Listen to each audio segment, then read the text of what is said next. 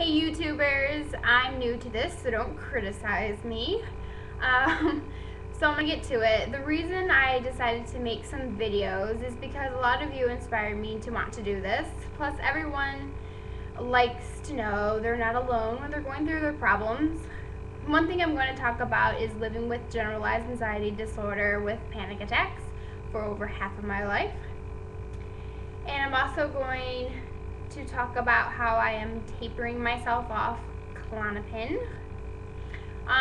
First, my anxiety started back in 2nd grade, but wasn't treated until my 7th grade year.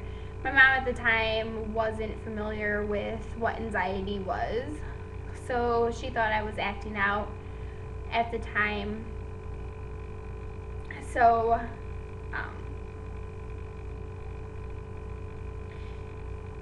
she didn't figure things out until my 7th grade year when things got really bad. I was missing a lot of school, like tons of school. I had to mostly stay at a home instruction teacher's house for most of the day and do all my work and homework there to be able to pass 7th grade, which I did pass 7th grade, which is a good thing. I'm reading off a piece of paper because since I've never done this before, I'm reading off of that.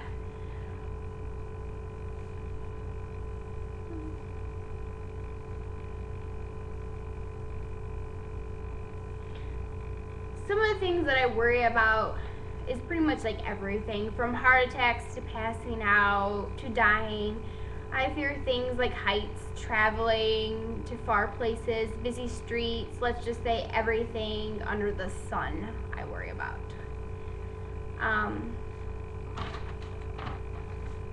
Still to this day, I live a pretty limited life. It pretty sucks, pretty bad.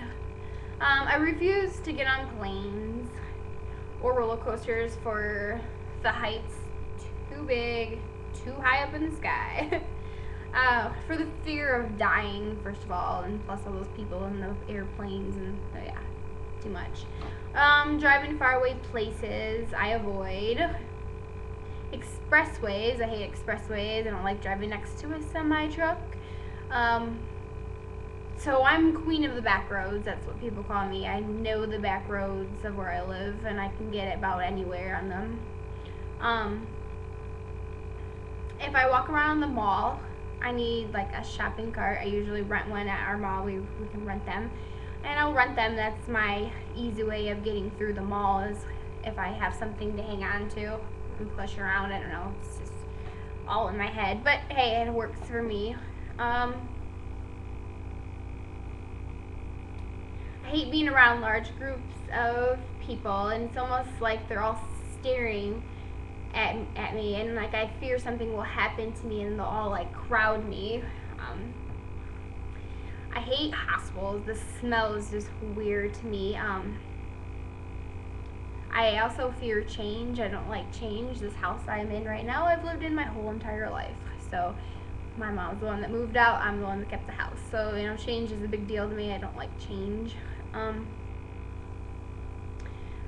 lot of when I go through a panic attack, and like full-blown panic attacks, even light ones, I tend to get really dizzy, pounding heart, sweaty palms, along with the rest of my body sweating, tunnel vision, muscle spasms,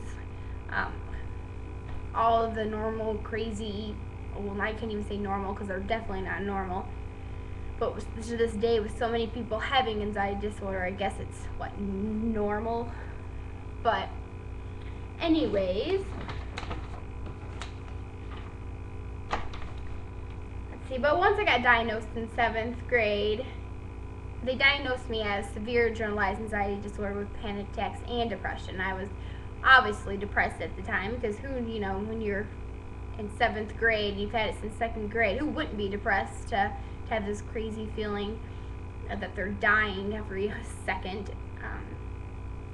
So I was treated right away. Of course, the doctors put me on medication like they do to the rest of us. They just give us medication and just figure that would be the fix.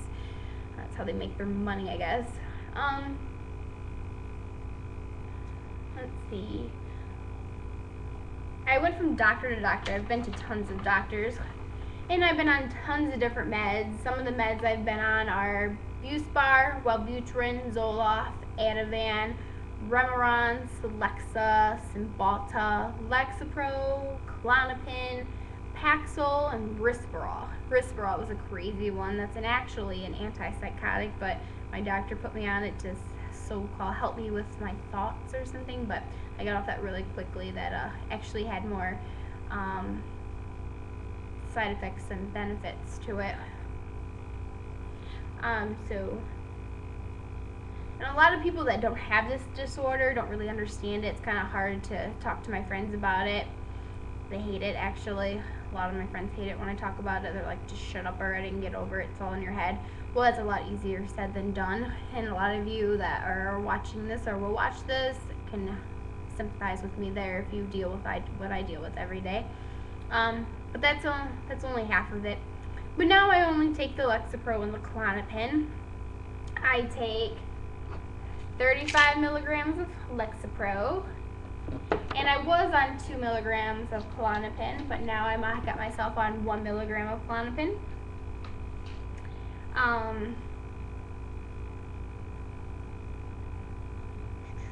So that's where I'm just going to start tapering myself from this Klonopin. It's been 4 days now that I've been on the 1 milligram. I would take 1 milligram in the morning and 1 milligram later on at night. And so as right now, it's been 4 days since I have started just taking 1 milligram. And let me tell you, Klonopin is the worst drug a doctor or physician or whatever, psychiatrist prescribes a person ever. It is by far, when you're coming off of it, it's like you're living in hell. I've been off this medicine before. Well, my doctor didn't even wean me off of it, but he just took me off of it. And I was probably in like serious hell for 2 months before he put me back on it. But just a couple weeks ago is when I realized, hey, I have a serious problem and I need to get off this medication if I want to live a, drug-free life, I guess you can say, since it's pretty much like you're taking some drugs. I mean, I read articles that it's worse than heroin, which I don't know what heroin's about, but this drug is pretty bad. But I keep a log so far of how I feel at night, because at night is when it kind of, my anxiety perks up a lot, because during the day, since I have that 1 milligram in my system, it's not really bothersome. But it's going to be 14 days on 1 milligram. I have it logged here. And I'm on day 4. And I got 10 more days to go before I switch it down to half of a Klonopin. And I'm a little bit worried, part of the day, because it's been pretty rough so far. At night is when I have a kind of hard time sleeping, or it almost feels like, inside my body is like flopping around. It just doesn't feel right. It feels like the urge of like, I need that medicine to be able to function, and I don't like having that in my head, like, yeah, I need this medicine to function. It's weird. So I get really bad headaches at night since I don't have that second dose in me. I also, it's just really hard to sleep, and I get like, my body's like, almost like it's shaking on the inside, but you can't feel it on the outside. And kind of like short of breath in a way. I don't know if it's just mind over matter, or if it's a mixture of withdrawal versus anxiety combined together.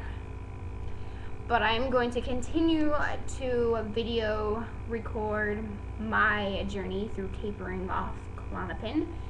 And I see a lot of people kind of start off their tapering videos, but they don't finish it. So I've tried watching them and like, is this successful?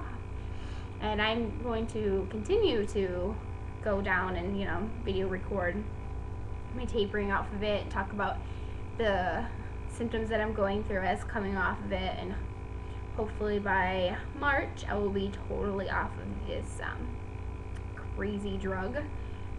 And then I can tell you and everybody else that we could be successful. So hopefully that's my goal, to to do. So I hope that you watch my video and find it a little bit informative. If you have any questions, please ask. So I've been dealing with this for long enough. I'm sure I can answer your questions.